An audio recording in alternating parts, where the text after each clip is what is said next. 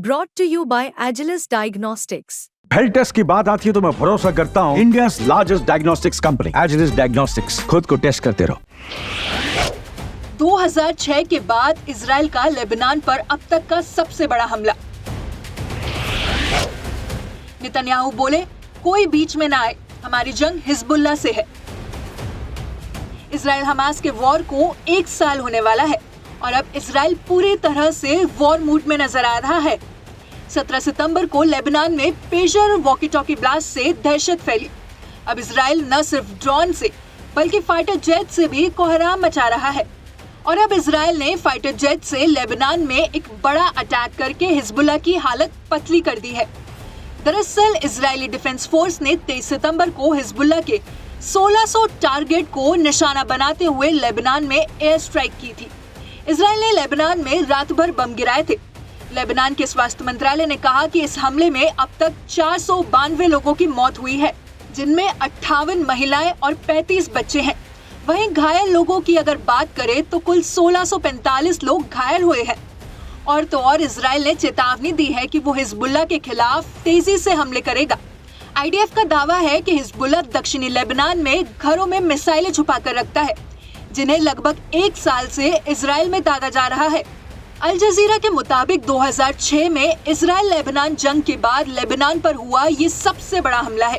2006 में लगभग 1 महीने चली लड़ाई में लेबनान के कुल 1000 लोग मारे गए थे। बता दें, इजराइल ने लेबनान में चलाए जा रहे ऑपरेशन को नॉर्दर्न एरोज नाम दिया है। इजरायली हमले के बाद नेतन्याहू ने लेबनान के लोगों के लिए एक मैसेज जारी किया है।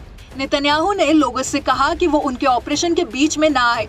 साथ ही नेतन्याहू ने कहा कि इजराइल की जंग हिजबुल्लाह से है। बता दें, इजरायली सेना ने हिजबुल्लाह के ठिकानों के करीब रहने वाले लोगों को तुरंत अपने घरों को छोड़ने की चेतावनी दी थी।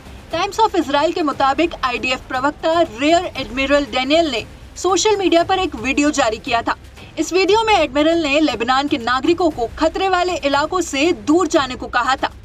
उन्होंने कहा था, इजरायली सेना हिजबुल्लाह के खिलाफ और घातक हमले करने जा रही है। हिजबुल्लाह ने घरों और इमारतों में हथियार जमा करके रखे हैं। आप ऐसी इमारत में हैं जहां हथियार है तो जल्द से जल्द उसको छोड़ दे। इस मैसेज को लेबनान के सभी नेटवर्क और प्लेटफॉर्म पर अरबी में भेजा जा रहा है। CNN के मुताबिक इजराइल ने लेबनान के एक रेडियो स्टेशन को हैक कर लिया था। लेबनान की टेलीकॉम कंपनी ने इसकी जानकारी देते हुए कहा कि लेबनान में कुल 80,000 लोगों को अनजान नंबर से ऑटोमेटिक कॉल आए थे। इसमें लोगों को सुरक्षित स्थान पर जाने को कहा गया था।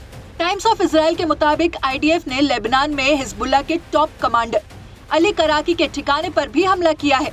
हालांकि वो इस हमले में मारा गया कि जिंदा है, इसकी पुष्टि अभी तक नहीं हुई है। हिजबुल्लाह चीफ नजरल्लाह के बाद अली कराकी दूसरे नंबर का नेता बताया जाता है।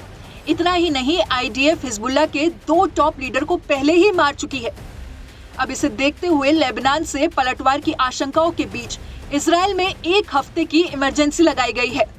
दूसरी तरफ इजराइल के सैन्य प्रवक्ता रियर एडमिरल डेनियल ने कहा कि इजरायली सेना हिजबुल्लाह को लेबनान की सीमा से बाहर निकालने के लिए जो भी जरूरी होगा वो करेगी। हालांकि उन्होंने ऑपरेशन खत्म होने की कोई जानकारी नहीं दी। इसके साथ ही उन्होंने ये भी कहा कि अगर जरूरत पड़ी तो इजराइल लेबनान पर जमीनी आक्रमण शुरू करने के लिए भी तैयार है। ब्यूरो रिपोर्ट, क्राइम तक।